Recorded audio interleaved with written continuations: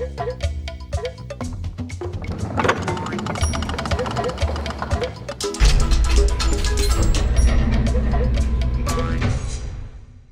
Tuesday, the 17th, the unluckiest day of the year. You stepped on a slug. Joe? It's bad luck. Yell, Blina. You're cursed. But Ren, barbecuing indoors is terrible bad luck. I am so embarrassed. No, you're not. You're cursed. Yes, that curse business is nonsense. Kick it.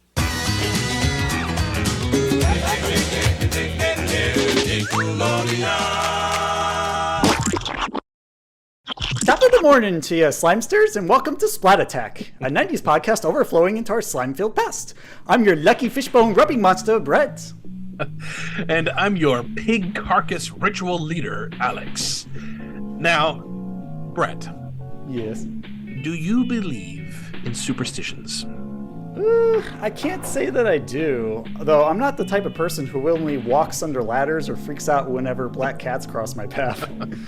Neither do I. Though with both of these superstitious episodes that are facing off in our verses today, some good old-fashioned luck of the Irish can come in handy to survive all the trials these episodes must face. Agreed. Yeah, Maybe I'll pick one of these four-leaf clovers that I found on the ground, just in case. Whoa, what's going on here? This one keeps growing larger and larger. Should I be scared, or is something bad going to happen? Considering the strange places our guests emerge from, I have a feeling this is good luck. Let's hope so. Well, from the looks of it, it looks like we've got our guest here. Yeah, now I've seen everything. I guess that's our guest judge for today, Nathan Luna. Nathan, how you doing? How'd you get in there? Doing well. You know what? A leprechaun told me if I close my eyes, spun around 3 times, and wished with all my heart that I get what I want. But I think he might have taken advantage of me. So I think so. I mean, I thought being trapped in a lamp was bad enough, but I can't imagine how little living space is in that clover. Yeah. Well, Don't worry about that, leprechaun man. You're in good hands with us. But Fantastic. On a lighter note, welcome to the show. And how you doing today, man? I'm doing awesome. Thank you very much for having me. I'm excited to be here, and I'm looking forward to it.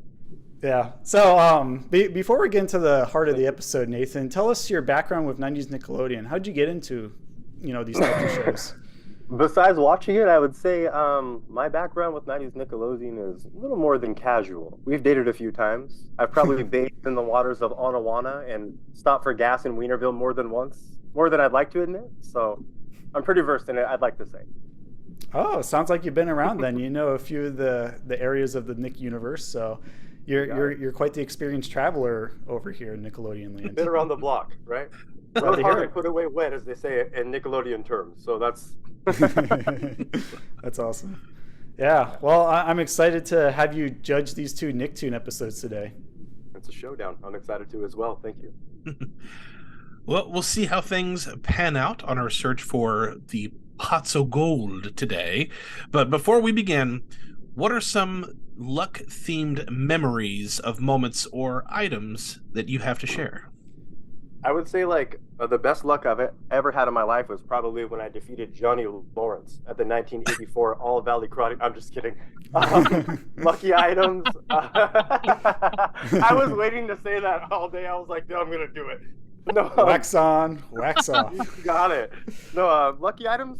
I collected a lot of action figures growing up, and I would say probably my luckiest item, it was a weird one, but it was a minifigure of the 90s remake of Lost in Space. The robot they had in it, and I would just always have it in my pocket doing, weird stuff. Jumps on bikes, skateboard tricks, and did me all right growing up. So I'd like to think it was pretty lucky. Oh, that's awesome. Sounds good. Oh man, that reminds me of when I used to play with action figures in the sandbox at elementary school, mainly with the Power Ranger toys with the flip heads. And it's like morphin' time, and then you just fight with your friends. Yeah, it's good times. Actually, that's not one of my lucky items, though. I have a couple of moments and items to share. The first one of all things is a Lucky Pogman shirt that I won in a tournament in first grade. And it had the same design as one of the Pogs that I had that came with it, where it's like it reads 100% authentic Pogman, and he's like holding a banana and he's going sideways. And for some reason, I was really obsessed with that like caveman character who was the mascot for Pog at the time, and got me into collecting Pogs and saving up my allowance to get them. And I call it lucky because it helped me win other tournaments during recess in elementary school. And it's the only shirt I've ever worn that lasted me over 20 years. I managed to wear it from 1994 to 2015 when I had to finally get rid of it because the like armpit seams were starting to rip apart. But it was amazing. Even though it was like a child large, it still fit me after all these years. A little bit tight, but I was very proud to wear it, and it always put me in a good mood when I wore it. That's a well-made shirt. It is. They don't make them like they used to. I mean, I had a shirt that I got last year, and it only lasted 2 weeks before it started falling apart and the decal started rubbing away. So, yeah, there's something to be said about 90s quality. Built tough, built for play. I never really had any lucky items. The only one thing I had that had any luck superstitions with it was a rabbit's foot. And classic. I had always wanted a rabbit's foot because I don't know. I don't know if I wanted it because I was so small. I don't know if it was just the novelty of it or if it was because I really thought it was lucky. But I've never seen one anywhere, but I've always heard about it. And then it was at in an arcade over in Lexington, Kentucky, that my aunt and uncle took me to, and then I got a bunch of tickets, and then go to cash in the tickets, and they have rabbits. They have different colored rabbits' feet here. Give me the red one, because again, red's my favorite color, and I kept that with me a lot. I think I had it on the keychain as it was a keychain rabbit's foot, but I had it on my book bag for school. But I never really believed that it was lucky. I just thought it was cool, and I kept it around for a while until the chain wore off, and then I just put it in a drawer and left it there. I've never seen a red rabbit before, so I'm wondering if that's actually a lucky Ickis foot that you have. He's looking for it behind me. I think other than that, I actually have an instance that I remember where I had a lucky mini golf game, and it was around the same time where I got rid of my lucky shirt, where I went out with a friend downtown, and it was like one of these really old looking mini golf courses that's been around since the 50s or 60s with classic windmill and different like twists and turns and, you know, the typical like statues moving their legs to get the ball through the hole, stuff like that. And at the end, there's one of those ball return holes where it's like, if you hit it in this hole that's like above all the other ones, you get a free game. And, you know, to the side, there's like losing holes or just like this big slot where all of them go if you don't make any of the holes. It's similar to skee ball. And I've never done any of these in my entire life before because I used to play mini golf like a madman, like since first grade when I first got introduced to it. And I just like channeled all my focus into that very moment, kind of like how Bart has that Zen moment when he's playing in that season 2 episode of Simpsons Dead Putting Society, or like in Billy Madison when he has to just tap it in with his mentor telling him to. And I managed to get it straight up with just enough force to get into the middle hole. Lights went flashing, a siren went off. I was like, yeah, all right, free game. That's awesome, man. Yeah, it felt amazing to finally win something you've been losing your whole life.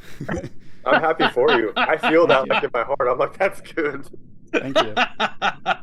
Well, if no one has anything else to share, let's not obsess over our lucky memories any longer, because we've got some superstitions to dispel and some black magic to beat up.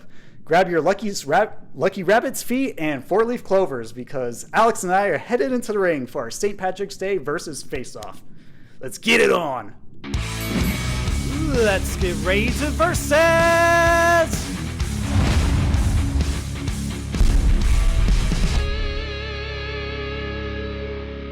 Fight. All right, Nathan, will you read the categories for us, please, as our judge? I would love to. Weighing in today, we have Alex versus Brett, and the categories today are story, main character, supporting characters, use of the Superstition theme, and lasting appeal. Correction. Nathan was using some incorrect notes. Not his fault, but ours. But the final category is most unlucky character. All right, Brett, what episode are you defending? I'm defending Oh Lucky Monster from Aaahh Monsters. It is from Season 2, Episode 8A, and its air date was October 28th, 1995. It was written by Mark Palmer and directed by Igor Kovalyov. Kovalyov. Yeah, it sounds like a dog barking from the dump. It's Russian, don't worry about it. Alex, what is your episode that you're defending today? No Russian. I have Superstitious Stimpy, obviously from Ren Stimpy. This is from Season 4, Episode 13A. It was released on April 1st, 1995. It was written by Ron Hug and Jim Gomez, and was directed by Bob Camp. Classic. See, again, I'm just all about butchering people's names. It's so fun. It's okay, they're not around to be insulted. Well, they can always, come on the podcast and correct me on how to correctly pronounce their name. Yeah, we'd love to pick their brains, not names. I'm always picking their names. Yeah. Prick your feet. It reminds me of that switching hour moment from Aaahh Monsters. Alex, Brett, I'm ready to hear deliberations from both sides now when it comes to what episode is the best. Well, according to us, in this Tripoli of friends here. Who will argue first? Who would you like? I'd like to see Brett. Brett was eager to do it, and I hate to say it. Alex asked me before we did this what I like more, and I'm a bigger Aaahh Monsters fan, so I'd say the content's more interesting. But after watching the Ren Stimpy episode today, I'm a little swayed. It was very, I'd say, like, to use the right word, maybe cultish. A lot of rituals. I was like, what is this a Black Sabbath music video?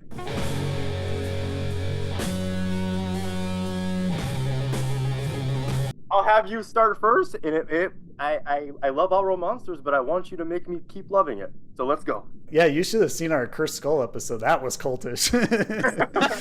Yes, it was. As our three acolytes rise into the screen to set up the incantation circle, it looks like we have our friends Dan from Vanilla Weiss and the Nostalgic Nerds podcast. We have our good buddy Justin Galosi, and our returning co-host and friend from Big Orange Couch, Andrew. Well, getting back to the heart of the matter, I'll start off with my story for Oh Lucky Monster. So the episode opens as we see a panicked Oblina run through the dump. Just as the Grumbles class is about to begin, Ickis and Crumb are both disagreeing about whether Oblina will be on time or be late. Luckily, Oblina makes it just as the bell rings. She raises her hand to show a scare she is proud of. As she is on her way to the viewfinder, she steps on a slug, triggering the entire student body to gasp in shock. She asks why everyone is dreadfully startled, and Ickis replies, "You stepped on a slug! Now you're cursed!" She just calls it a bunch of rubbish and continues to share her scare on the projector. Unfortunately, when showing her scare, the viewfinder breaks, causing her to fall down the stairs leading to it. Oblina, refusing to believe that she may be cursed, decides to go above ground. She tries to find potential humans to scare, but her plan doesn't go quite as expected. The target human takes out a paddle ball and bounces it and swings it all over the place, and she's unable to get her scare in. In denial, she's convinced that everyone has had a bad scare every now and then. Just then, the rope of the cage elevator starts to tear and snap as it crashes to the bottom instantly. Oblina screams in frustration that she is cursed. Ickis then performs a voodoo-style dance to help Oblina be cursed-free. Crumb, wanting to help, walks out to the dump to look for magical objects. Everything he sees is a bust, until two seagulls drop a fish skeleton. He takes it back to Oblina and Ickis after he altered it with a chain, and he suggests you wear it, you rub it, as he puts it on Oblina. Crumb forces her to go back above ground to try out just one more scare to see if the fishbone helps. We see a family in the park videotaping their little daughter acting all kid-like. The parents get distracted as her brother steals their attention from his younger sister, and she walks over to the bush where Oblina, Crumb, and Ickis are. Oblina terrifies the young girl by pulling out her own intestines from inside her, and the little girl freaks out and runs right out of the park. Regaining her confidence, Oblina craves more scares. Immediately, Oblina notices firemen setting up for a fireworks show. As she runs up to scare them, Crumb reveals to Ickis that the fish head necklace was actually all made up. There's no luck at all. Oblina freaks out because her fish head bone necklace is gone, but her 2 companions vow to help her with this next scare because she doesn't need the fishbone for luck. One of the firemen thinks that she is a firework and sets her up to launch. Just then, as one of them fires up the lighter, Oblina scares them as the lighter falls into a cart of fireworks, exploding all of them before they hit the sky. A dazzling display of fireworks litters the Monster Academy viewfinder as the Grumble says, "Spectacular work!" A monster asks how Oblina got such a great scare, to which Oblina humbly replies, "Just lucky, I guess." End of episode. No, I'm well versed in the episode, and I would have to say that you were a true Hemingway in your description and how you went about that. Thank you. Actually, I have to be honest. One of my favorite parts, I was telling my wife, I was like, Logan, this is gnarly. At one point, Oblina reaches in and pulls all of her guts out and shows a child and just gets her. And then literally afterwards, I was thinking, and then she's sick. She has an obsession. She needs more. And you said it not in those words, but it was beautifully done. So Alex, I love All Real Monsters. Brett killed it in his description, and it's absolutely right. She pulled her guts out. So what do you got for me in terms of Ren and Stimpy? So for Ren and Stimpy, the episode begins with Stimpy nailing a boar's head to the wall, and Ren enters and asks why he is doing that. Stimpy explains that it is Tuesday the 17th, the most unlucky day of the year in apparently the month of March, where the planets align in conga line of chaos and disaster. The boar's head is good luck and expels all bad luck. Stimpy suggests that Ren kiss the boar's head in order to combat bad luck, but of course Ren refuses, seeing Stimpy as a stupid for listening to an old husband tale. Stimpy can't believe what he is hearing and counteracts the bad juju by whipping himself with rose thorns. Ren decides to kick the boar's head, but the body of the boar comes back, causing the boar's head to be reunited with the body, which, of course, kicks Ren into the wall. Mm-hmm. Later, Ren attempts to start his indoor barbecue. He orders Stimpy to go get the meat, but Stimpy says that cooking indoors is unlucky. Stimpy brings the carcass outside to stop the bad juju. Ren, impatient, walks outside to find Stimpy offering the carcass as a sacrifice.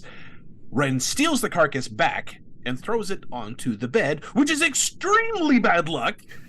So Ren, not afraid of the bad juju, calls him out. Just then, he is struck by lightning.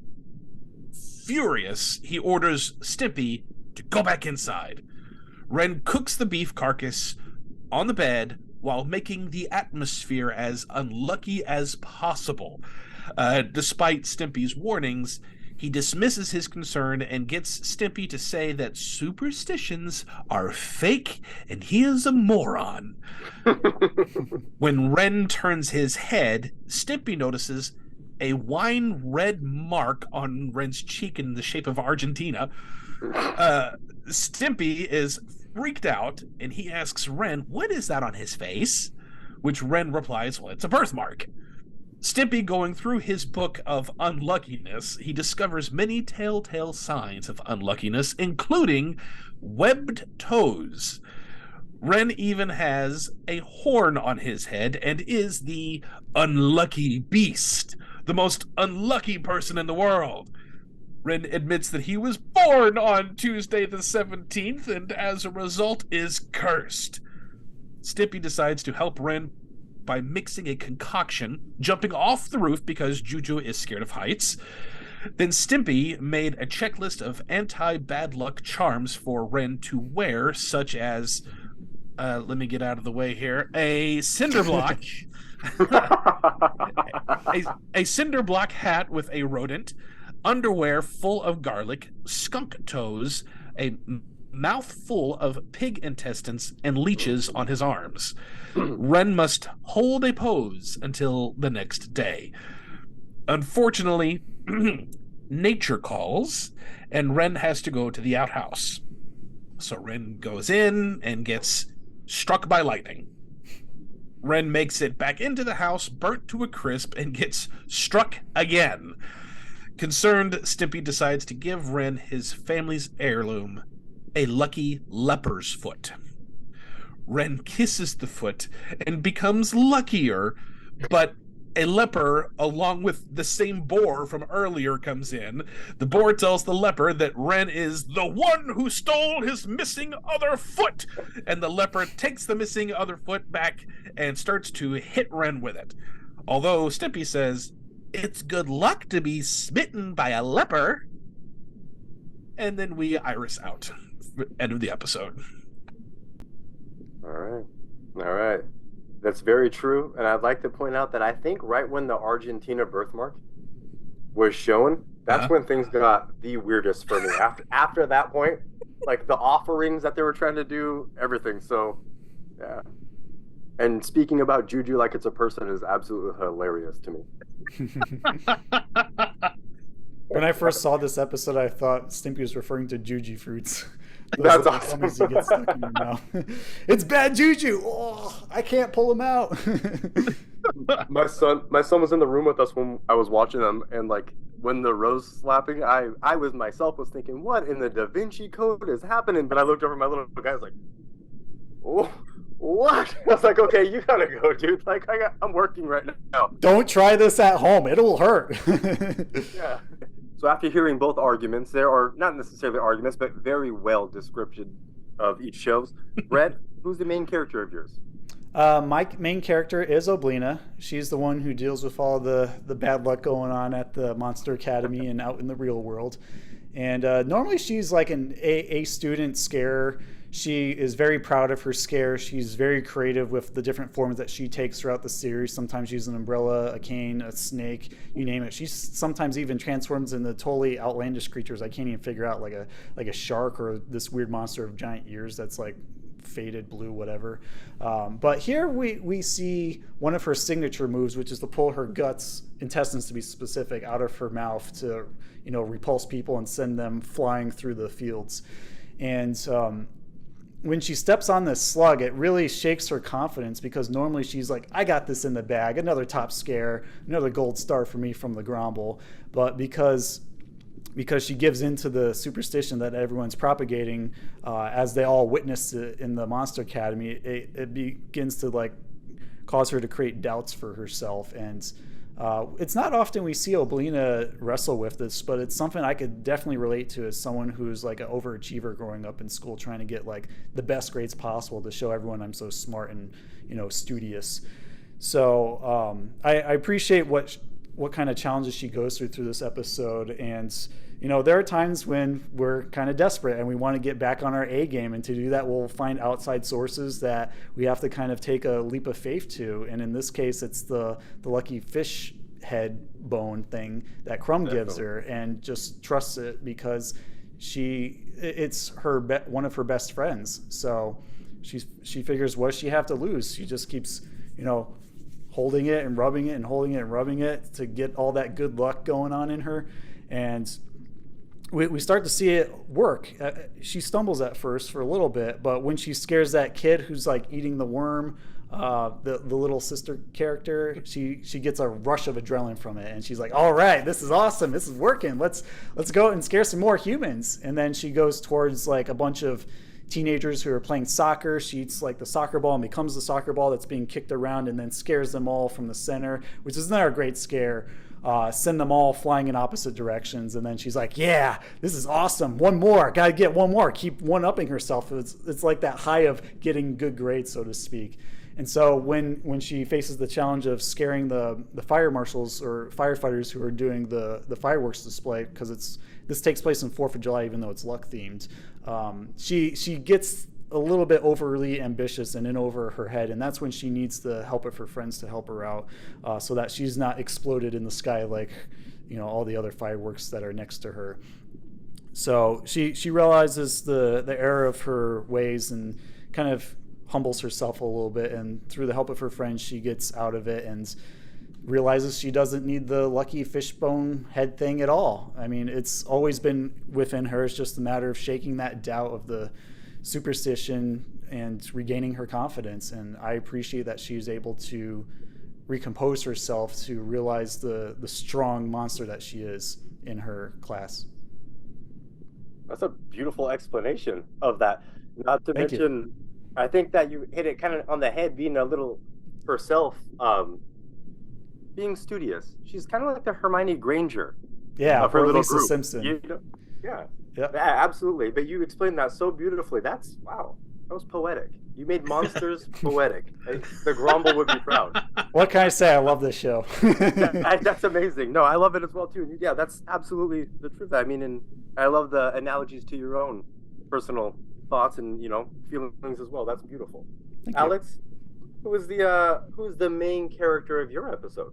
So before I go into the main character from mine, I actually want to address something about the main character on Our Monsters. It's not really addressing anything. It's just pointing out my favorite thing the character does in Brett's episode.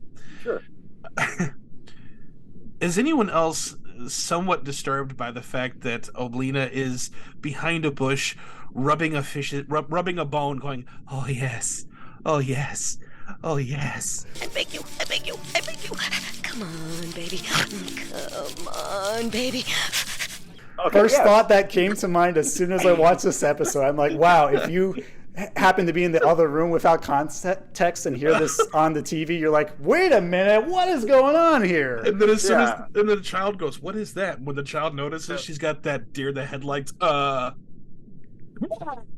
Like your parents catching you in the act. Yes, look at my guts. Yeah. Yeah. That's funny. I mean, I did notice that. I wasn't sure if we could make jokes like that, so I didn't bring it up. Just like earlier, Brett said, like she was like a drug to her, or like addicted. I wasn't sure if I could make that an out, so I was like, she's kind of addicted to it. I don't know. Yeah. But now I know where we're at. Now I feel more confident you're- about my answer. I did want to ask Alex. I want to jump in real quick before you tell me about your main character. Did anybody notice in the very beginning of the episode in the junkyard? Do you notice the swinging little horseshoe in the top left? For good luck. I did not notice that. If Not you Real rewatch in the Monsters? very beginning, in All Real Monsters, when Oblina's running in the junkyard, there's a top corner, like up here. Like it would be like in the episode, there's a swinging little horseshoe. It shows briefly, randomly. I don't know why it's there in the junkyard, but yeah, I think it truly had to do with luck in our episode that we're doing now. So, But going to the Ren Stimpy episode, Superstitious Stimpy, it can be a bit tricky to choose which one is the main character and which one is the supporting character, because they just about get equal screen time. But I think for this particular story, Stimpy is more the main character. We follow him a little more, and he has more range. Well, I don't know what to say. I'm still going to say more of a range of emotion, because he flip-flops back and forth throughout the entire thing. He's very nervous from the get-go about this being Tuesday the 17th, and it's very unlucky, and is already trying to combat bad juju with doing good things. And to believe in something so profoundly and then have somebody else who not only disbelieves it, but also ridicules you because of your belief in it, makes it even that much harder. But of course, Stimpy is nothing if not persistent.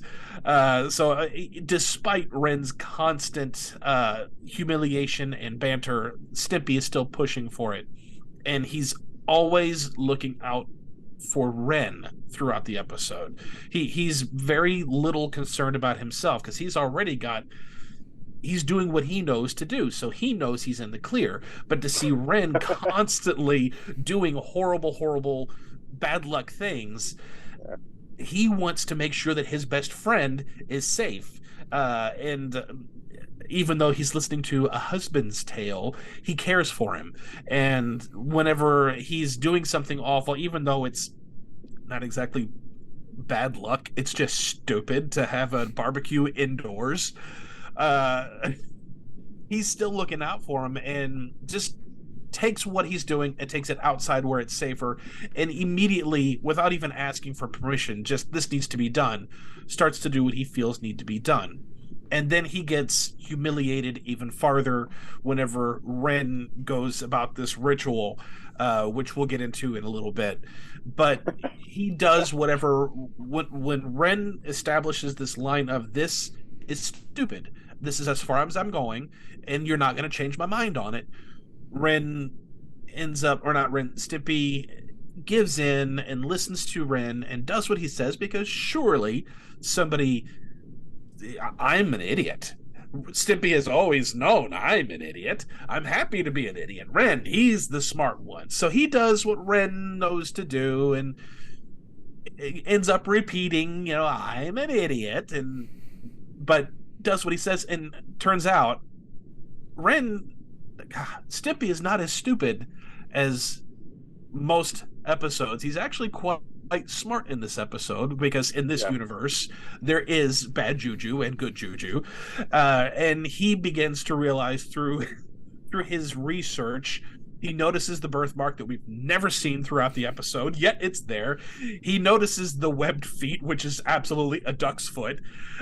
He notices the horn, which, again, none of the stuff we've ever seen. It just happens to magically show up throughout this episode. Must only manifest itself on Tuesday the 17th.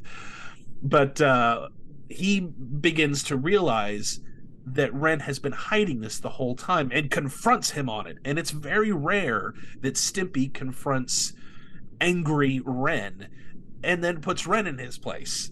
It's a very rare thing for that to happen, but Ren ends up crying and is very sad, and Stimpy doesn't hold that against him, even though he's all about bad luck and all these horrible things are going to happen to you. He could have run away, because this is the unluckiest creature in existence. Most characters who are as strong in their belief as Stimpy is about this would probably want to get as far away as possible, but he doesn't do that. He, again, cares for Ren, wants to help Ren. So he ends up giving him something that's very precious to him to help combat his complete unluckiness. And of course it's Ren and Stimpy, so there's a twist at the end, but Stimpy is very, very happy with the outcome of, it's good luck. So the entire episode, Stimpy very much runs a gamut of protection, humiliation, I don't care, I'm gonna help you anyway, and then completely submitting to something's not right and calls him out on it and helps him anyway. It's quite the arc for Stimpy. I would say it's a hero arc. Very much. For Stimpy. That's good. That's good. So, in both episodes that we covered, I think that we had some strong main characters. Mm-hmm. But in our episodes, let's talk about our supporting characters a little bit. Brett, in your episode, Oh Lucky Monster, who do you think the supporting characters are, and how do they play out in that come to the end game, I guess, of what the episode's totally about? Well, the supporting characters in this episode are often the supporting characters in most Aaahh Monsters episodes, because right next to you, your friends that you brought with you in the back. Ickis and Crumb are usually by Oblina's side because they're an inseparable trio, and it's no different here. I love seeing all of them work together through challenges on their scares, and in this case, it's just making sure Oblina gets the scare that she wants and her confidence back. And even when she struggles, she always has them by her side, just talking through all of her emotions, like, I can't be cursed, and they're like, come on, people have had better days than this. It'll wear off, and when it continues to bother her, they're always there to do what they can to help her out. Like Ickis, gets into that Carmen Miranda getup and starts dancing around with that awful wailing that he calls singing as he's going through that spell book to help her with that incantation. And I have to sing.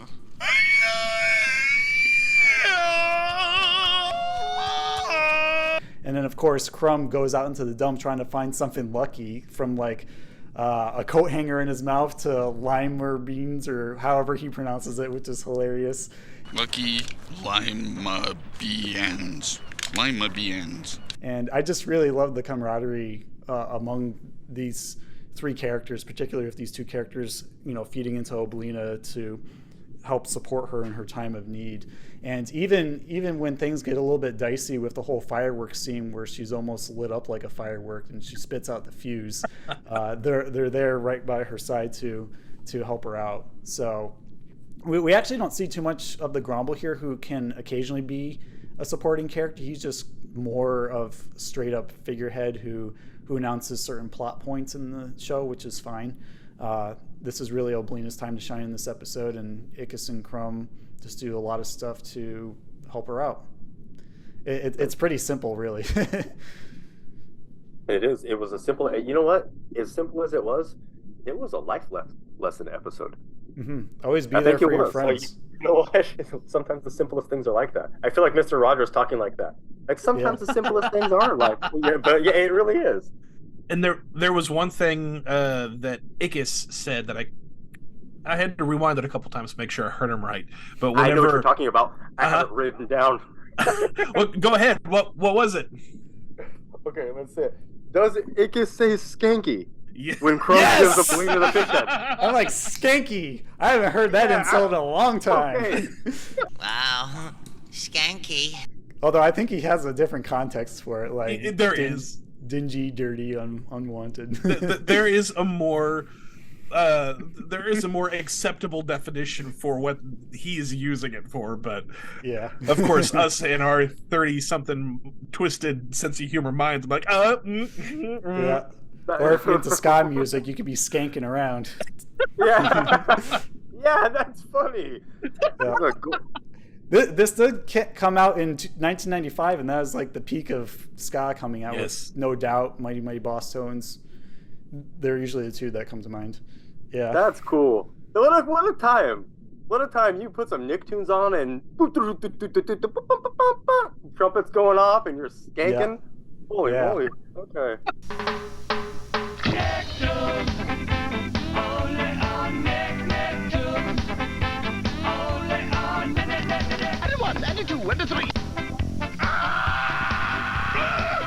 That was mellifluous.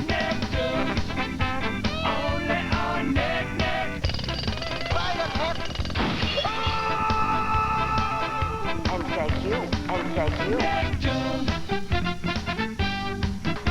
Great party. What's next? Patty cake?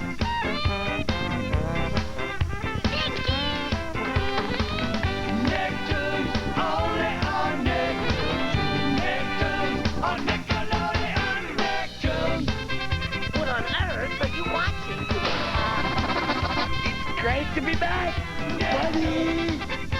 Only on Nicktoons. On Nickelodeon Nicktoons. That's good. I like it. So, okay, yeah. I got off topic there. I apologize. Supporting characters for Alex's episode. So we have, much like the Grumble, who's just there. We have the boar and we have the leper, but they're mostly there for comedic effect. But it is fun to point them out because you don't get to point out a headless boar and a leper in most episodes. But again, going back to they share a lot of screen time together, so you will have a lot of Ren in this episode. Most of his arc I had already addressed because it ties in with Stimpy's so much. But Ren, for the most part, doesn't have as much of a character arc as Stimpy does. Throughout most of the episode, he's just bitter, frustrated, and angry, like 99% of the series Ren and Stimpy, and constantly insulting and berating Stimpy just to make himself feel superior.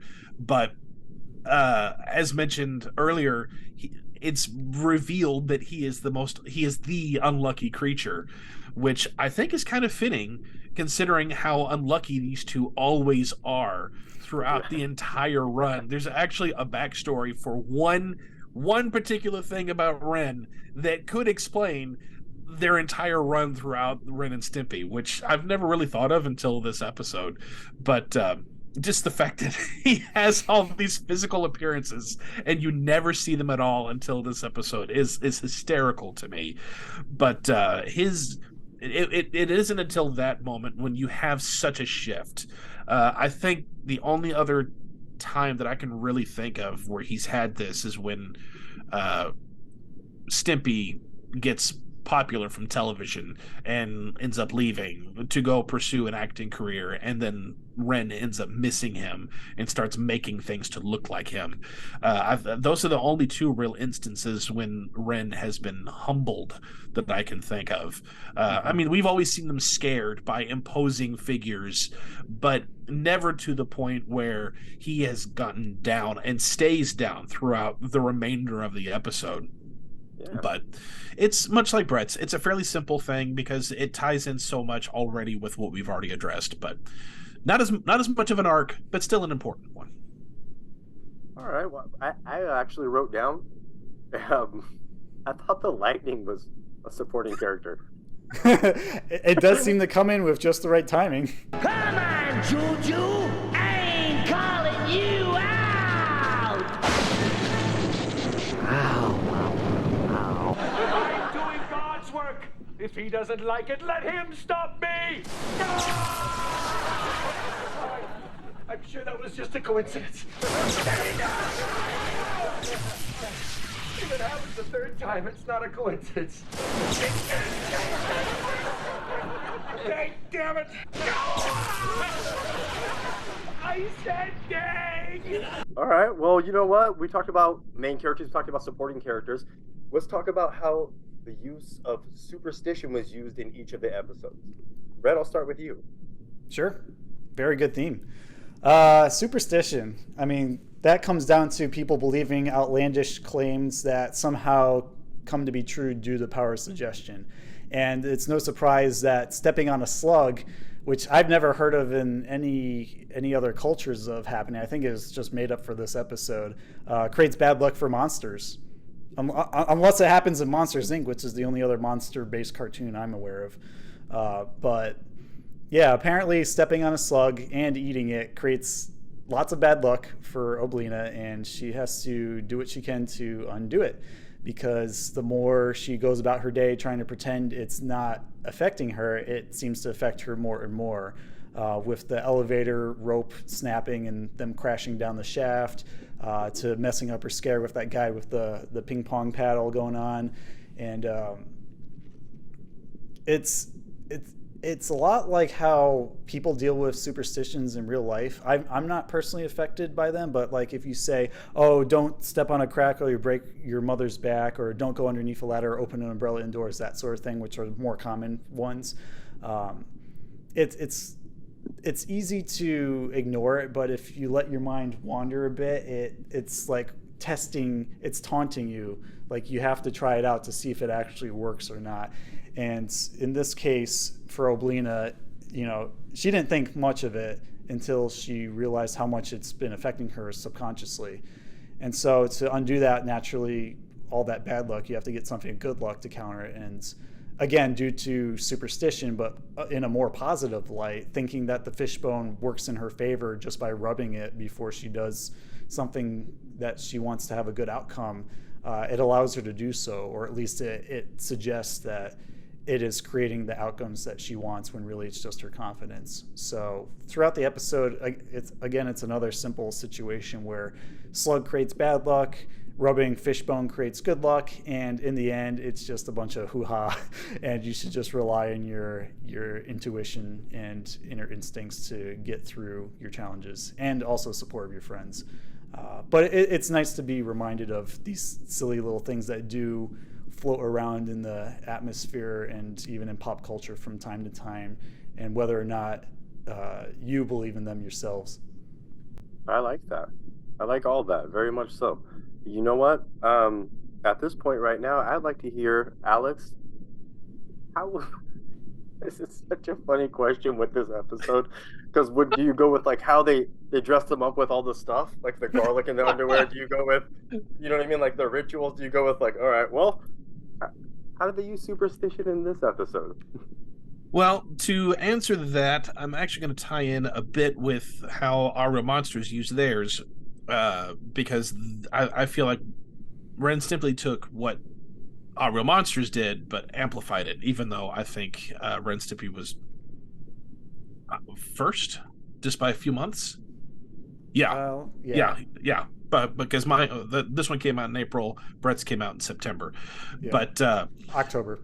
October 28th. Same yeah. difference. But Brett was actually talking about how stepping on the worm, what was it? Caterpillar? Slug. Was bad luck for monsters, which makes sense for the monsters realm. They even make fun of what we would deem as being good luck and bad luck, because he pulls out the rabbit's foot and goes, "Ooh, gross," and throws it away. I love that part. Rabbit's foot? Yuck. Nathan had pointed out where there was a horseshoe in the corner of the screen. So they do have a dabble of what we perceive as good luck, bad luck, but most of the good luck, bad luck that's in this episode is made up for monsters because you're in a different kind of universe.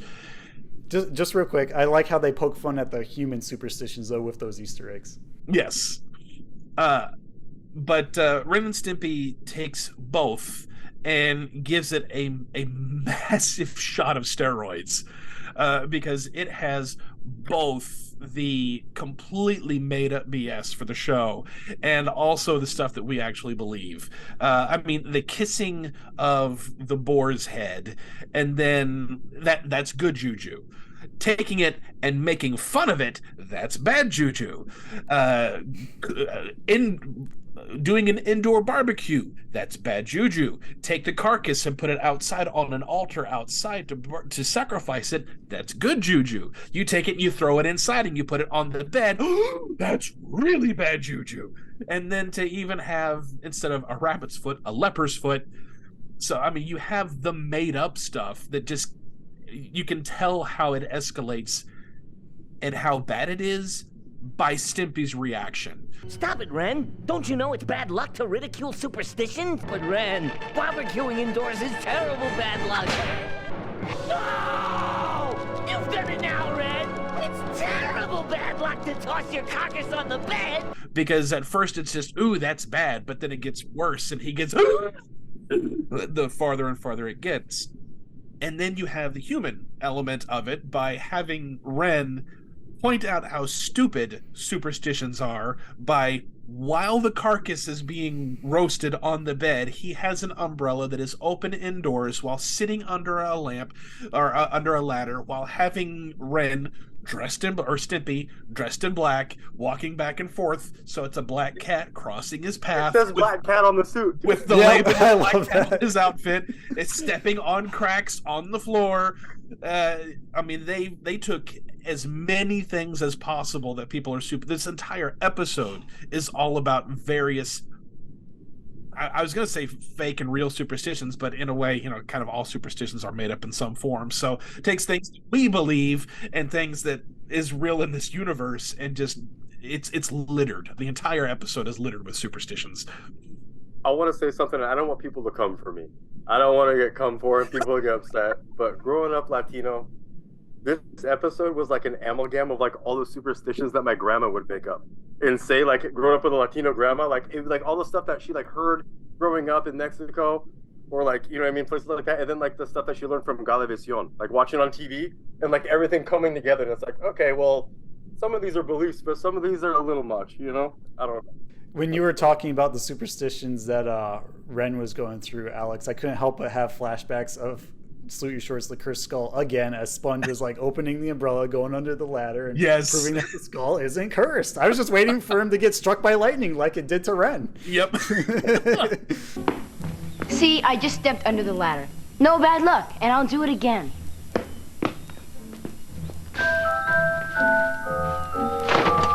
Oops, I just opened an umbrella inside. No bad luck here. I stepped on a crack. I bet I broke my mother's back. Well, we talked about main characters, supporting characters, use of the superstition themes in these episodes. So when it comes down to this, gentlemen, I'm going to ask, who is the more cursed character? Brett, I let you go first in the beginning. This time, Alex, let's let you go first. Well, obviously, Ren is the most unluckiest creature ever on the planet because he was born. Okay, fair enough. You know what? I was going to say, would you say he was more cursed than Oblina, really? But of course. He was born on Tuesday the 17th. I mean, outside of before that, all these horrible things were happening to him, which again is on par for the course for the series. But Olina doesn't have a whole lot of these horrible physical gags happen to her throughout the entire series. Ren does, not as much as Stimpy, but he does. But it's amplified for this episode because we have to show that Ren has bad luck because he is making fun of all this stuff. I mean, he gets attacked by the headless boar. He gets struck by lightning on numerous occasions, and then gets beat by a footless leper. But I mean, he can't get away from the lightning. I think he got struck 3 times, even to at the safe place, the place where we all want to feel safest, the restroom, and he's struck by lightning there. Safe and sound at last.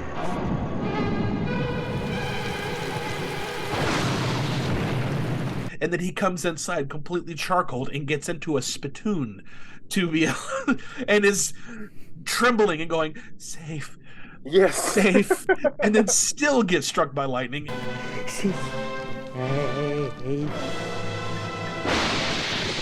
That tears it. And I'm sorry, I don't care what you say, Stimpy. That is not going to combat bad juju.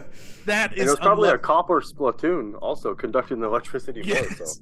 And for those of you who are listening and not watching, I have the screenshot of Ren having to stand on the skunks with the garlic in his undershorts and the leeches and the intestines in his mouth and all that stuff. You can't get more unlucky than that. Oblina blows up her intestines all the time, but it's her own. It's another to have another creature's intestines in your mouth, and he ends up swallowing it because he has to go to the bathroom. It's the things he's got to go through are That's the stuff that's in like cow intestines, but like in menudo. Yeah. So that's another reason I thought of like my grandma. I was like, this whole episode is just dedicated to her. Menudo and superstitions. It's like a Saturday morning at grandma's. This is good. But yeah, Ren had it really bad this episode. All right. Well, you know what? I feel like that's a fair argument. Brett? I keep wanting to say Brett the Hitman Hart when I say your name. I like that nickname. It's awesome. Yeah, it's an awesome name. Yeah. Let's put him in the sharpshooter here. Let's see if you can make Oblina seem more cursed.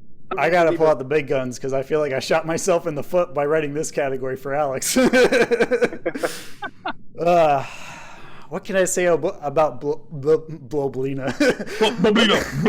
See, she's cursing me. I can't speak right. Oblina, she's used to being perfect, and when you have such a high standard for yourself all the time and live up to everyone's expectations as being the star student, naturally you get used to it. So when you're thrown off your A game, literally, it comes to much more of a shock, and it really shakes her entire worldview of how to not only scare to deliver her assignments and perform for her classes, but just her understanding of what it's like to be a monster. It really gets more fundamental when you look at this episode through layers of subtlety and rewatches that you don't really notice on the surface with just one watch. And I think it's, again, something relatable. If you try to ignore something, it only gets bigger in the background until it consumes your mind with every thought. And for Oblina's instance, the more she talks about it after she stepped on it thinking it was no big deal, the more it begins to affect her, the more she begins eroded with her confidence, the more like every instance where she's moving around feels like a booby trap, or like she can't go out into the light of day because she's so cursed she can't even perform a scare again without her lackeys, her best friends Ickis and Crumb, trying to cheer her up and doing all these various favors for her to just make her luckier so that she feels normal again. And to undergo such a dramatic transformation is more of a realistic kind of cursed feeling than a less exaggerated, abstract, visually grotesque version that we see in Ren and Stimpy. So I think in terms of being cursed, it's more relatable because you just have this like black cloud metaphorically hanging over your head, and you don't know how to get rid of it or what to do to dissolve it, except, you know, try and find something to counteract it. And she'll go for anything. I bet even if Crumb gave her the lucky rabbit's foot or the can of lima beans, she would have rubbed that too and try to get all the luck that she could get out of it, just so that she can get in the game again with the right mindset and get back to her usual A+++ scares that she's used to giving for the grumble in the class. So I think she's more cursed because it affects her in a much deeper way, and being able to bounce back to that, to her already high standard of normal, is nothing short of amazing and encouraging and empowering when you get to see her, you know, recompose herself after she realizes she doesn't need the lucky bone charm anymore, or that the slug really wasn't as bad as everyone else made it out to be. Wow. You know, and quite the scare. What a beautiful scare. Even the grumble was like, the fireworks girl? Yes, that is amazing. From paddleball bouncing around to like fireworks, and even the soccer ball one was really good too, where she swallowed the soccer ball and became the soccer ball. I didn't know how she did that, but that anytime a monster can scare multiple people at once is a win in my book. Oblina's a lady of mystery. We know that for sure. All right, guys. Well, it looks like we need some more juice in our lucky fish bones and our slugs under our armpits. So we're going to take a commercial break. But when we get back with all of our superstitious garb, we're going to go through our final verdict and a couple of fun segments for all you. So stay tuned, Slime Tours. We'll be right back. Sit tight. Real monsters. We'll be right back on Nick. Nick wants to know, if your pets could speak, what would they say about you? Why are you so hairy? Madison feeds me aphids. I love. And what would they say about you and Nickelodeon? We prefer the animal shows. I wish Timmy would turn up the volume so I could hear through my shell. After Billy watches Guts, we take brisk walks. Usually in a good mood after watching Nick. Nickelodeon, tuned into kids and their pets too. Ren and Oblina may be having some misfortune, but all of the campers at Anawana are having a very difficult time. Bud Nick has found a cursed skull that is wreaking havoc on everyone. Together with Andrew, Dan, and Justin, we discuss our episode review of Salute Your Shorts, The Cursed Skull. You will only find this episode available on Patreon. This season, we have an entire season set exclusively for our patrons, along with early access, live streams, bonus content, and more. Head over to patreon.com/Splat Attack. While you're here, please hit the like button and subscribe. If you enjoy our free episodes here on YouTube, please share this with your friends and hit the notification bell. If you are listening on a podcast app, please leave us a review. We love sharing 90s Nick content with you and building upon this community, and your interactions with us is the most effective way for other 90s fans to find us. Thank you all so much for your continued support, and we will see you in the slime-filled past. And now back to Ren and Stimpy. Oh please, work. I'm lucky. Oh, it looks like we got enough luck to bring back our episode from the commercial break. Welcome back, Slimesters. We're just about to get into the final verdict of our raging verses of Superstitious episodes. Oh Lucky Monster versus Superstitious Stimpy. So let's not belabor things anymore. Let's get down to the nitty gritty and do our final verdict with Nathan. Nathan, take it away for us, please. So going over our categories with both episodes, I want to go and one now. I'm going to designate points off of the categories that we read earlier at the beginning of the podcast. And I'm going to make my way down the list now. For Oh Lucky Monster and Superstitious Stimpy, when it comes to story,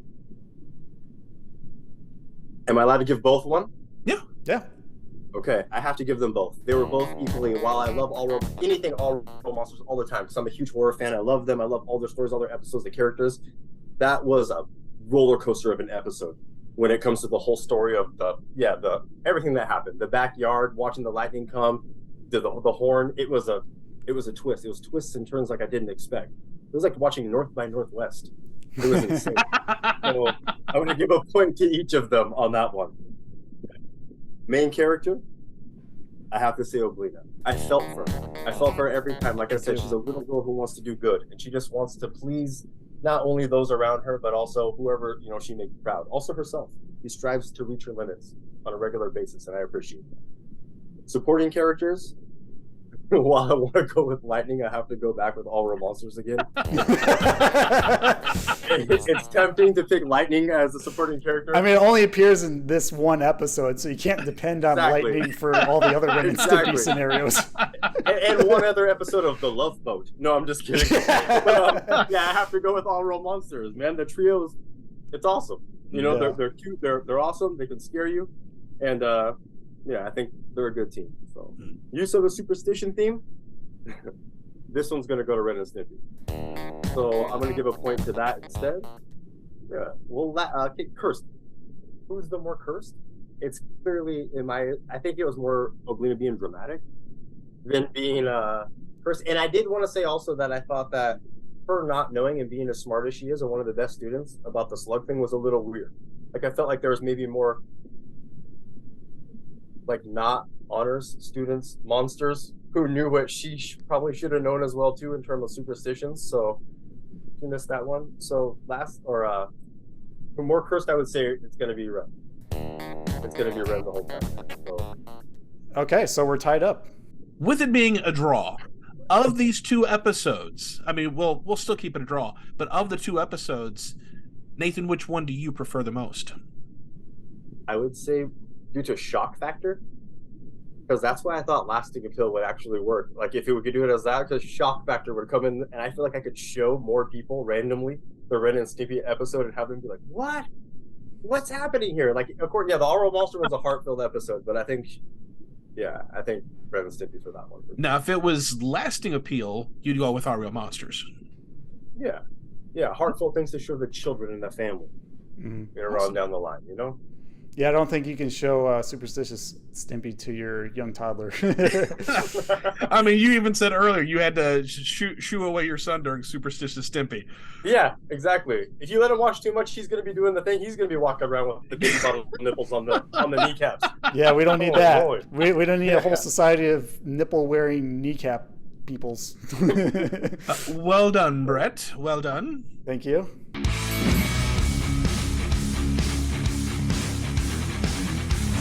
Face your opponent. We have a draw. Well done. I hate to make it a tie. I hate to make things difficult. I'm sorry, gentlemen. Oh, it's not a first time we've had a tie. It's actually been a few times. This is our third Thanksgiving and Laughing in the Dark versus One Day at Horrorland. Yeah, so this is our third tie that we've had. That's and that's all given with the categories that we've got. So that makes it fun. But even though, because we've had on numerous occasions where we have a clear one that we prefer, but that one still lost over the categories that we had picked. But of these two episodes, just for the record, even though I'm a huge Ren and Stimpy fan, I really liked the story and the overall message of All Real Monsters more. So of these two, even though I defended Ren and Stimpy, I would still say All Real Monsters is my personal preference of these two. It's a humble opinion. It's one I could rewatch more than the Superstitious one. That's purely for shock factor. Lightning pun and all. All right, Brett, what is our first segment? Our first segment is going to be the classic one that's tied with all verses, because we want to differentiate between our verses and episode battles until people know what we're doing. So this is our classic versus segment, Rename Game.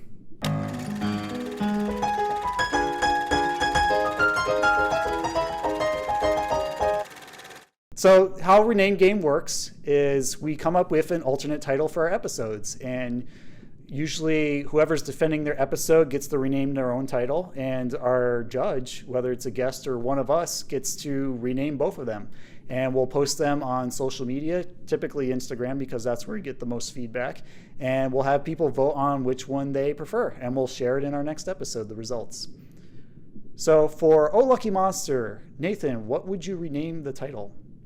How Oblina got her groove back. Yes! I've been waiting for that. I've been waiting for that all day, boys. I love it. Oh man, my title is horse crap compared to that. Alex, what is yours? Oh, mine sucks compared to that. I had to reread it 3 times. Mine is my alternate title for Oh Lucky Monster is Superstitious with the Fishes. I like that one. I like the flow of it. One. And I tend to go for flow more than zinger factor. I don't know. Yeah, mine was like dad jokey. Yours was good.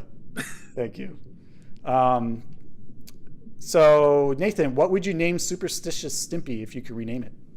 I was going like for more realism with the cultist stuff that was happening there. So I was just gonna actually rename it Midsummer Part 2. Oh, okay. Midsummer before, so yeah, it was pretty weird to me. So I'll go with Midsummer Part 2 on that one. Very avant-garde of you. Thank you. A24, right? So yeah.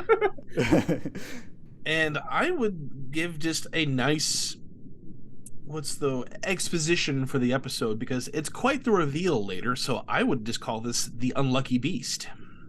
Okay. I mean, he is, but you could also talk about the boar too. Yeah. We're going to go around once more, so we name all of our titles, and then we'll show them on the screen for all you Slimesters and Gackoids to vote. So for Oh Lucky Monster, we have Nathan. How Oblina got her groove back. And I had Superstitious with the Fishes. And for Superstitious Stimpy, Nathan had Midsummer Part 2. And Alex had the Unlucky Beast. Awesome. Let us know, Slimesters and Gackoids, what you think, because we're excited to see who will win for this title romp.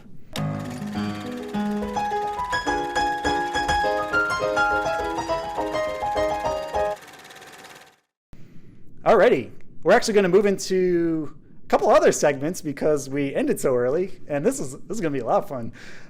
We brought back a segment that we tried out once on our Patreon for our Michael Jackson elimination bracket, and it's called Wild Card. And the premise of it is that we just like to add something random into the mix using cards as like a means of multiple choice, and we're just going to pick some cards and take the categories and run with it. So here's our Wild Card title card for you.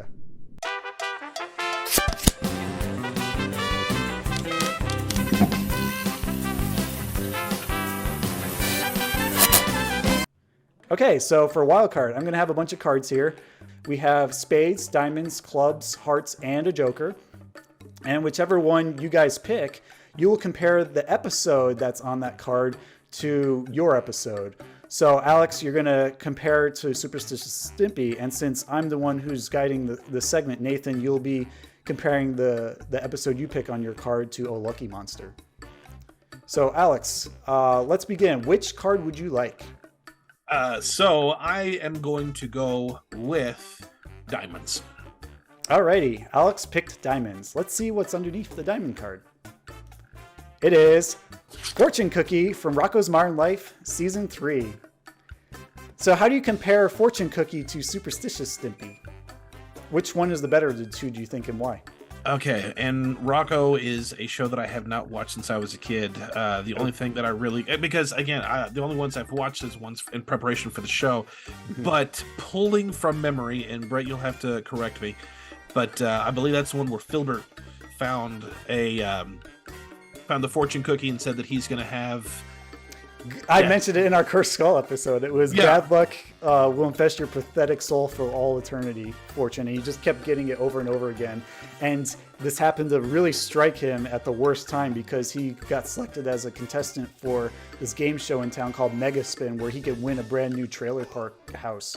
And he ends up going after all these series of outrageous mishaps throughout town that are bad luck related. He ends up going on the show anyways with like a bunch of clovers on his neck and rabbit's feet and gold and a lucky horseshoe and all this stuff, totally decked out, kind of like how Ren did. And he stands there spinning the giant wheel, and the wheel like chases everyone around town, nearly crushing everything in its path. And then when it comes back to the harness of the wheel, the stand, it ends up showing up on the tiny win slot, kind of like Wheel of Fortune. And he ends up winning a brand new house after everything in O-Town was destroyed. Just based on the little bit that I remember and from your description, I would change a few things. I would probably choose Rocco over Ren and Stimpy, but I think Ren still has the more unluck, but I do feel that Rocco probably it's a tie for which one had the best use of Superstition, but I would have sided with main character and supporting character more on Rocco than on Ren and Stimpy. So I think those two would have edged it out a little more, but I think that's a really good episode to put those two against.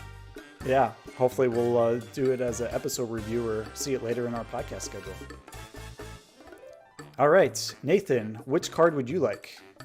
I'm going to go with Hearts. Alrighty, both red suits.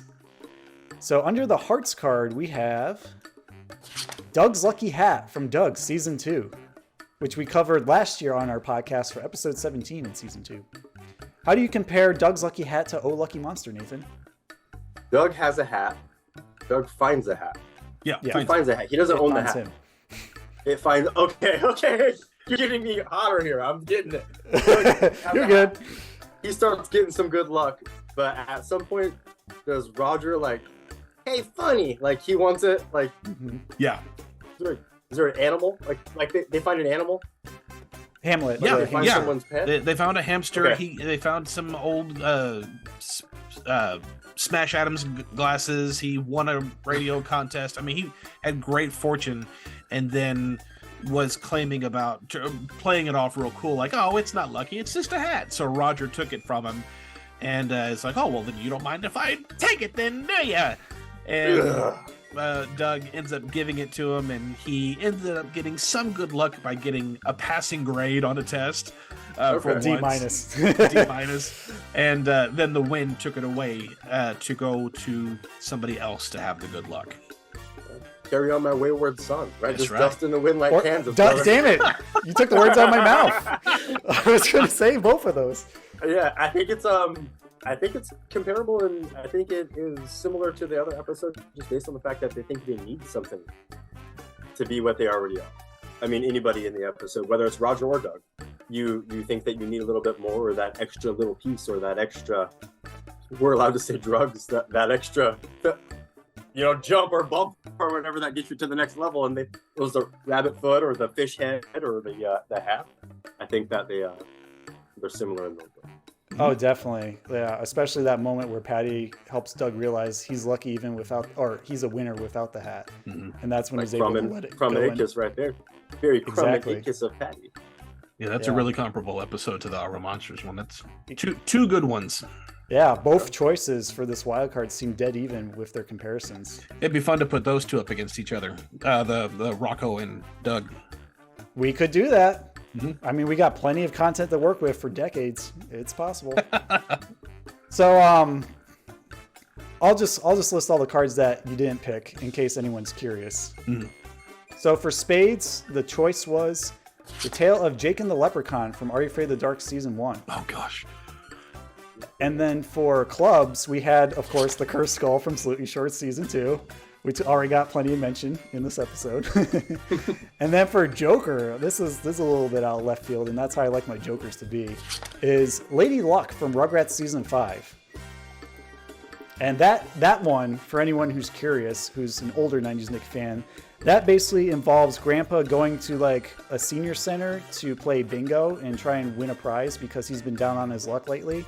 And he takes all the Rugrats there with him, and they hear Grandpa saying, "Oh, I wish Lady Luck were here to help me." And then the kids take it literally and try to look for Lady Luck in the senior center. And then there's this like uptight lady manager who's like trying to make everything perfect around there, but whenever the kids interfere looking for Lady Luck, they like press on a pottery wheel to sling some clay at people, or they speed up the music in the jazzercise room to make everyone more like lively and keeping up with the beat. And so their interference inadvertently makes things more fun and less orchestrated to the senior center's plans, and it's causing this lady manager to become more and more frazzled and unraveled, trying to keep the structure of things. And then when they finally get back to the bingo room, because she found the breadcrumb trail, or rather bingo chip trail of the babies, carrying them around with them, it turns out that Grandpa finally ends up winning the bingo competition, gets his prize, and the Rugrats show up just in time to greet him, and the lady who became frazzled is more relaxed now. Her hair's down, and she brings all the kids back to Grandpa, and they end up going on a date for ice cream at the end. So even if it is a later Rugrats episode, I enjoy it quite a bit. And I thought it was worth mentioning. Always good. Yeah. We're actually going to move into our final segment for the day because it's not that often we get some mail from Mona. So coming back from season 3, it's Mona's Mailbag. These are for you. All right. So for Mona's Mailbag, we actually have a review and a letter, both from fans. So we're going to see what they have to say. Alex, would you like to read one of these for us? Sure, I will take the review. It's quick and simple. This is from Daisy, and she had posted this over on Apple Podcast, I believe. Is that where we got this from? Mm-hmm. The title reads, "Wonderful podcast," with an exclamation point. Sent in on the 1st of February, 2023. Daisy says, "I love getting to relive my childhood. I was a 90s Nickelodeon junkie, and now I am introducing it to my kids. Keep up the awesome work." Thank you so much, Daisy. Appreciate it. Yeah. I'm glad that you took the time to just write that for us, even if it was very short and sweet. You know, things like that really help us get found in a sea of podcasts these days. It seems like everyone and their grandma is doing one, but just to know that there are people out there who are listening and enjoy our content means the world to us. Yeah. So thank you once again, Daisy, and to anyone else, Slimesters, Gackoids, who continue to support us and just express your love for what we do, because it keeps us motivated and doing more of what you love. So here we also have another letter from our friend Ryan Smiga, who goes by Smigalodian on Instagram. Title is Nicktoons, because he saw our bonus favorite Nicktoons episode on Patreon. He says, "Hey Alex and Brett, I really enjoyed your episode of Nicktoons. I'm a huge Nickelodeon fan. I remember watching all the 80s and 90s shows at my grandma's house while I ate Kid Cuisine TV dinners when I visited her. My favorite Nicktoons have to be from Doug, Hey Dude, Wild and Crazy Kids, Salute Your Shorts, and Legends of the Hidden Temple.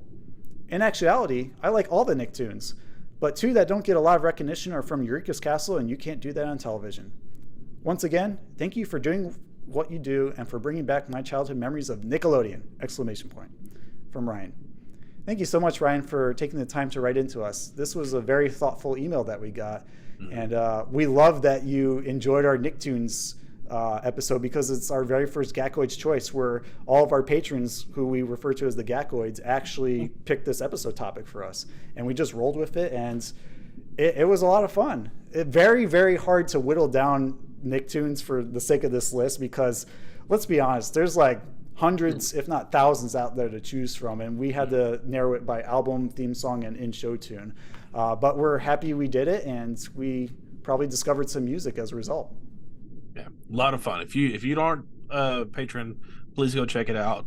Support. There's a whole nother season there that's only for our Gackoids, so go check it out. We have coming up on 16 bonus episodes that you won't get anywhere else. So if you need more 90s Nickelodeon while you're waiting for the next main timeline episode of Splat Attack, head over there. I mean, it's only a few bucks a month. What more can you ask for? All right, Brett, what is our closing question for this episode? Our closing question is, what are some things you like to do for good luck? Could be like Alex, where he had a lucky rabbit's foot. You could spin around 3 times while gargling intestines. I don't know. Oh gosh, no. I have no idea. I have no idea what I do for good luck. Cross my fingers. Go to the park and rub the bone behind the bush. That is... I recommend not. But... Yeah, don't do that. Don't do that. It doesn't matter who you are. Don't do that. Oblina only gets a pass because it's a good plot point, but don't do that. Yeah. Maybe I should ask a different closing question. How about this? That's a fine closing question. Yeah, I don't know. We're going to get some weird responses. All the better. Yeah. Well, if you don't want to answer that, let us know which one of these episodes you like more and why. So there's an optional second question for you if you're weirded out. Write to us via email at splatattack2021@gmail.com or DM us on Instagram at Splat Attack Podcast. You can also subscribe to our YouTube channel at Splat Attack Podcast, which is almost at 1,000 subscribers. So if you want to help us grow, definitely hit that subscribe button and get the bell for notifications. And also, in case you haven't heard, our Bonfire store is back up with plenty of shirts and mugs to show your podcast support. So if you want to get a logo t-shirt from any of the seasons we've done so far, since it changes every season, or a mug, or even a Team Slimesters Gackoid shirt, head on over to bonfire.com/store/Splat Attack store with hyphens in between Splat Attack store. We'll show a link on the screen so you can just, click it and put it in the show notes on podcasts, Podbean, wherever. Thank you, Nathan, for joining us today. It was really great to have you on and dissect these episodes to see how lucky they were.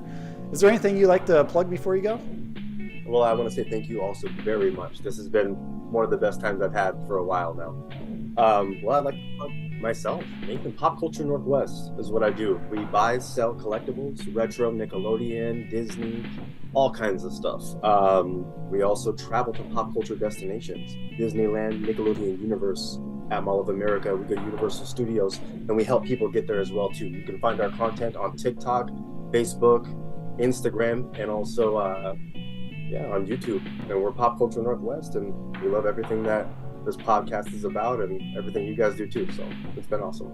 Appreciate it. Yeah, definitely go check out Nathan. I've been following his stuff for a while. He's got some great stuff in his collection, and he's been all over the place with some really cool theme park and pop culture places.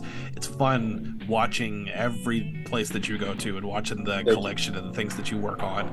It's freaking awesome. So definitely go. If you guys deem this a success, I was actually going to propose maybe having me back on again and maybe letting me put together kind of my version of an episode, and we would discuss if we were able to bring back Nickelodeon Studios, the theme park. Mm-hmm. What would we make it be? What would we have, and what elements would have to be there for it to be a success today? That's a really good topic. We can make that a special topic or create your own or whatever we have in our format bag. So, or you guys just hit me up on the personal line, and we don't even have to make an episode. We can just be buddies talking about it. You know what I'm saying? Whatever you want. All the better. Cool. No, I had a great time, you guys. Thank you so much. Yeah, it was great to meet you, Nathan. And all that sounds exciting that you do on Instagram. So we'll check it out, and so should our Slimesters and Gackoids. Definitely. Alrighty, tune in next time, Slimesters, when we head to the pet shop and take our furry or scaly friends back home when we nurture our favorite Nickelodeon pets with a fresh bowl of pizza and ice cream. Just kidding, unless you're Roger's cat, Stinky. Joining us will be our own pets, Nikau and Molly, so it'll be interesting to see what their perspective is on some beloved 90s Nick animals we call friends. Until then, Alex, will you drain the slime tank for us, please? I have a hunch if I wear this goat pelt, this fish bone, and shove a bunch of garlic in my underpants, my luck's gonna change. Aye, co-captain. Good luck with that. I'm sure you'll be a hit at parties. And the luckiest one there too.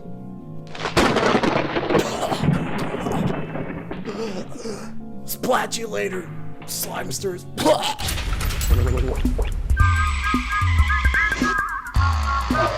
Reprise the theme song and roll the credits. I reckon it's time for me to go. I'm glad that's over. Now for a peaceful night's sleep. Well, that does it for now. Yeah, we gotta catch a train. Since I'm going home, you can't my arts and crafts project. It's a tweezer holder. All right, guys. Let's go for it. How long have we been away? See you soon. Thanks for watching. Bye-bye. La la la la lo. Saba sibi saba. Oobi abba naba. Oob iWorks. Oh, great exalted Juju Mombasa. Please accept this filthy offering so that old lady misfortune will ne'er again huck phlegm in our face again. It's a fish head on a chain. You wear it and you rub it. Yeah, wear it and rub it. It's the luckiest thing in the world.